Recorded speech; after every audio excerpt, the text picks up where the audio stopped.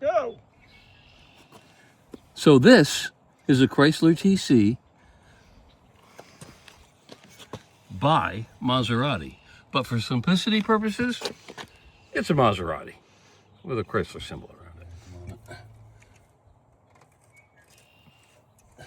Just getting up to highway speeds is not a problem. So sluggish on the 2.2 turbo is not really a fact. It's got a little bit of kapow to it as long as the turbo is working. Of course, this is not the world's best interest in really any highway anywhere in the United States. But, you know,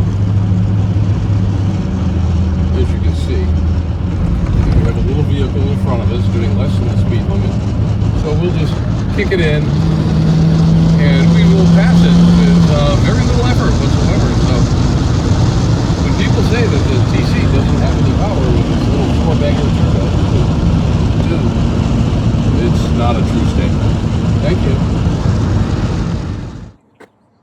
So, one thing that's really horrible with these 2.2 engines, vacuum leaks. They'll slow you down every single time. And we currently have a really big vacuum leak. Here, let me show you what it is.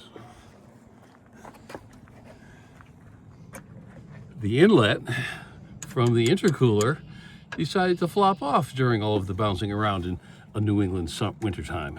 So it's a pretty easy fix. It just means that the last guy who did this, he didn't put the clip on tight enough.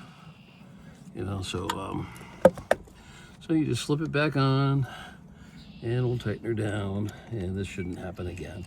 But vacuum leaks on these turbo systems are a big no-no and the #1 killer performance, which is probably why a lot of people have a bad opinion of the performance of these engines, because they're not low performance. I mean, they were put in the Charger and the Challenger and a few other Chrysler products, and they did just fine.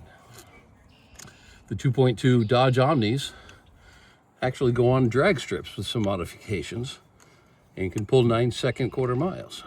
So the engine itself is not the problem, but it's the maintenance of the engine that can be the problem. And this is not necessarily the best kind of clamp to use, and I will fix that as the summer goes by. Problem fixed.